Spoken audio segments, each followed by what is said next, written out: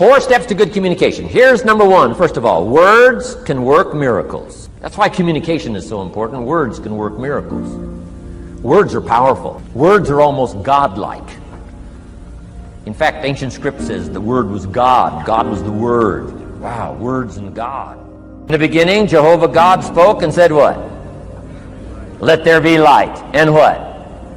There was light. Wow. Wow. It looks like words create light. Is that possible? I'm telling you it's possible. Humans can get pretty close. What if somebody can't possibly see how they could do well, how they could become successful, how they could transform their lives and their health, their future, and their finances, spiritually, and every other way? They can't see, and you come along and share your story, and maybe borrow some other stories. And by the time you get through with a good presentation to this person, they say, now I can see. Before you got here, I was blind. I was in the dark. And while you were talking, some things dawned on me. Is it possible to create light with human intelligence, with words? And the answer is, of course, of course. Here's part of the spectacular opportunity as a human being. One person talking to another. It's got so much power, so much potential. A mother talking to a daughter, a father talking to a son, salesperson talking to a client. Nothing more magical and powerful, awe-inspiring than words have the ability to dramatically affect people's lives and futures. So become a good communicator. Let me give you some good keys to good communication. Here's number 1. Have something good to say. Communication starts with preparation. Getting ready to speak this year, getting ready to speak next year. Attend the classes, read the books. Have something good to say. Here's 4 good words to help you to have something good to say. 1 is interest. Develop a new interest in people and life and what's going on, economics and politics, religion, social structure, possibilities, opportunities. Develop a new interest. Here's the next word, fascination. Goes that step beyond interest. That's why kids learn so much that first 6 years. Fascination. Kids are so fascinated. How come an ant can carry something bigger than he is? Wow. That's how come they learn so much. They're fascinated. Learn to be fascinated instead of frustrated if you possibly can. Turn that little scenario on for yourself. Next is sensitivity. You got to understand, we use the phrase where people are coming from, where they've been, what's going on. Sensitivity training is so important. People not like you, people that have got challenges and problems and difficulties, you got to do your best to be sensitive to other people, where they find themselves, the pit they might be in currently, what's going on. Be sensitive to that. Here's 2 of the greatest things said about Jesus. 1, it said he was touched.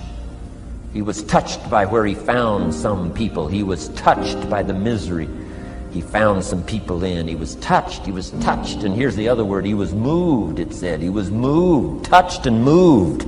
If you really want to communicate well, you got to be touched and moved. Not just by your own drama of life, but by the drama you know is going on in other people's lives. Sensitivity. How does an adult 40 talk to a child who's 12? You got to be sensitive. Not just to your current situation. One of the best ways to identify with a child who's 12 and you're 40 is remember when you were 12. Go back, remember the scenario and let it hit you again, let it touch you again. The last word is knowledge. You just got to go through exercises like this. Take the notes, work hard, roll up your sleeves, go to work. Gather the knowledge in journals, gather the knowledge in notebooks, gather the knowledge in a library and cassettes and videos and every other means. Gather knowledge. Don't be lazy in learning. A major part of communication is preparation. Now here's the next part of good communication. Say it well. 1 is having something good to say. Number 2 is saying it well. Let me give you a quick list on saying it well. Number 1, sincerity.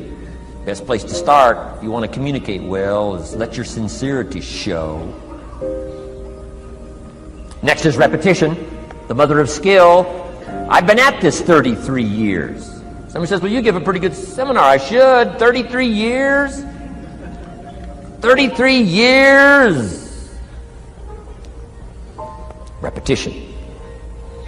Next, brevity. Sometimes you don't need many words if you're totally sincere, I'm telling you. Next, vocabulary. Got to work on your vocabulary. Some of my friends took a survey among prisoners working on some rehabilitation program. They weren't particularly looking for this, but here's what they found. There's definitely a relationship between vocabulary and behavior. And here's what they found out. The more limited the vocabulary, the more tendency to poor behavior. And when you think about it for a while, it makes sense. Words are a way of seeing. And if you don't have a good vocabulary, you can't see very well. Can you imagine the mistakes in judgment when you can't see very well? Next, words are a way of expressing what's going on in your head, what's going on in your heart.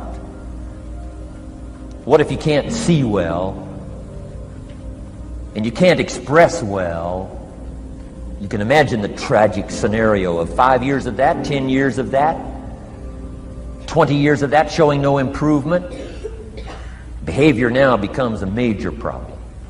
And that person's world gets smaller and smaller and smaller. Why? They can't see and they can't express.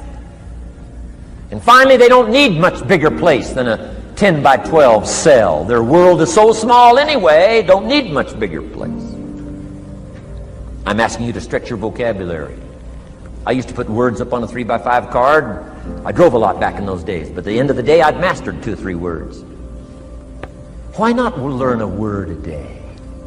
Why not add to your vocabulary so you can see more, see better, and express better? Put out in words what's in your heart, what's in your soul, what's in your mind. It's important. So say it well. Here's number 3. Number 1 was have something good to say. Number 2, say it well. Here's number 3. Read your audience. These are just simple concepts now. You've got to add some of the details, but that's what I'm mainly good for, is concepts. Read your audience. If you're talking to a child, you've got to study the face of the child. You've got to study a little body language. You've got to study what's going on. So you'll know whether to shift gears, come on a little stronger, ease off a little, might be too strong, search for another illustration, soft, strong. A lot of that is dictated by reading your audience. Body language. Guy's got his arms folded, chin tucked down. You got your work cut out for you. You're going to have to reach deep in your bag. Find some extraordinary stories. This one's not going to be easy. What tells you that? Reading what you see. Here's the next one. Read what you hear. You've got to read a child's impatience.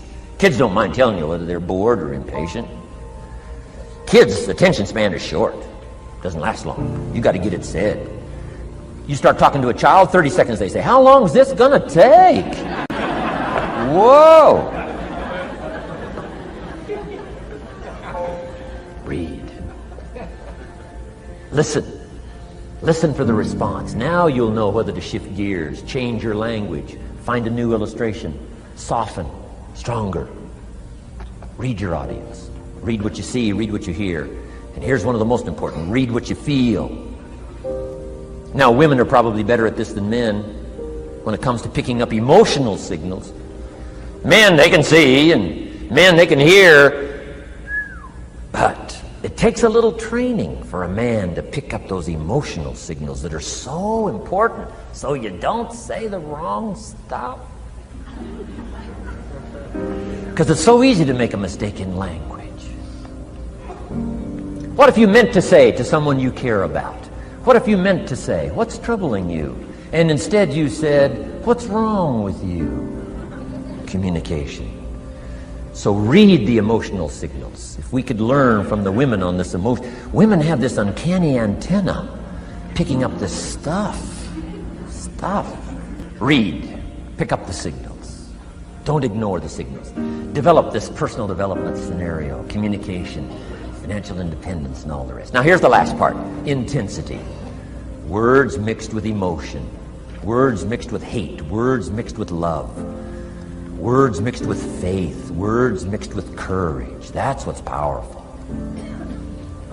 Words have a certain effect, but words loaded with emotion have an incredible effect. The pin is the words, the iron bar is the emotions. The emotions. Here's the best I could share with you. Put more of you into what you say. Don't be casual in language. Don't be casual in words.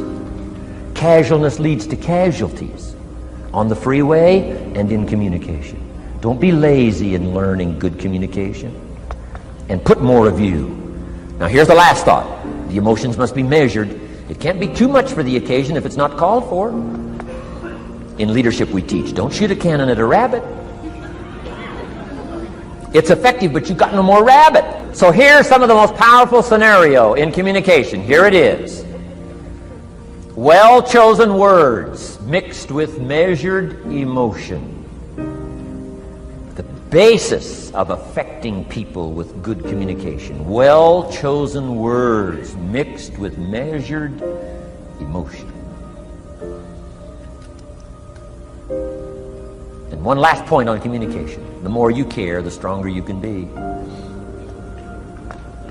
The more you care as a mother, the stronger you can be with your children. The more you care as a father, the stronger you can be. The more you care as a leader, the stronger you can be in helping to solve problems, getting on somebody's case. The more you care.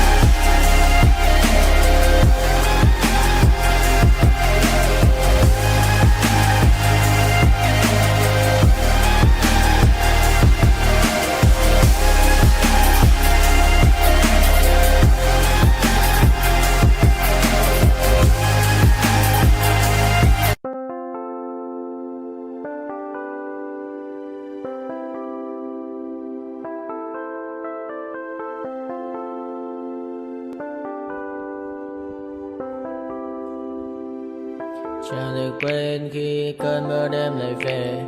Em đã quên lời thề và ta như đông chìm sâu. Không còn mới em anh nhận màu.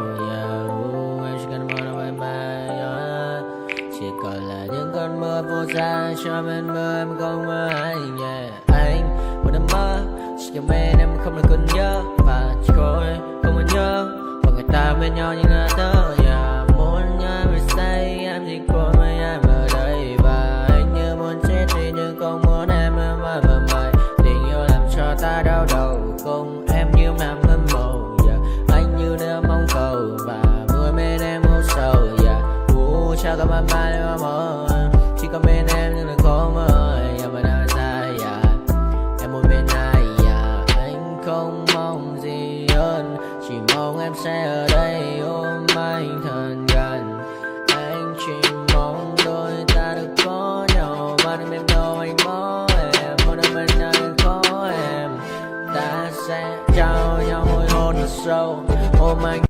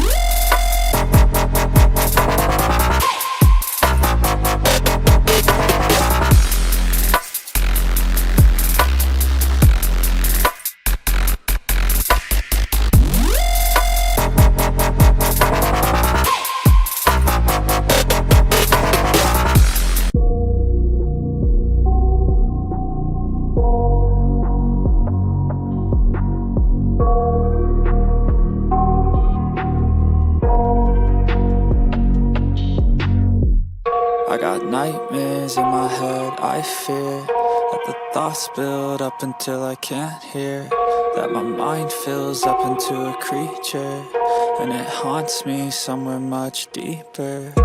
Anxiety, filling up every space, no privacy. And silently, it could build and build until you finally see, whoa, it's taking over, damn no closure, moving closer. No exposure, I just wanna be a loner. Some can't stay sober, looking over all their shoulders, like moving boulders just to get out of the home. It sucks, I've had enough, I don't wanna feel the stuck under the rug, all my problems that I shove. I got nightmares in my head, I fear that the thoughts build up until I can't hear, that my mind fills up into a creature, and it haunts me somewhere much deeper. I got nightmares in my head, I fear that the thoughts build up until I can't hear, that my mind fills up into a creature, and it haunts me somewhere much deeper. I've been feeling weird, I can't seem to focus good enough. Nothing's really clear, sometimes it could be a little tough. I just need to feel like the end's in sight for me, but let's be really real, anxiety can foggy all this stuff. I've been feeling weird, I can't seem to focus good enough. Nothing's really clear, sometimes it could be a little tough. I just need to feel like the end's in sight for me, but let's be really real, anxiety can foggy all this stuff. It sucks when you finally feel like giving up. Oh God, no luck, everything feels like you're sticky stuck. I'm lost, handcuffed to the bed where I sleep, don't give a fuck. Can't stop, unplug, feeling over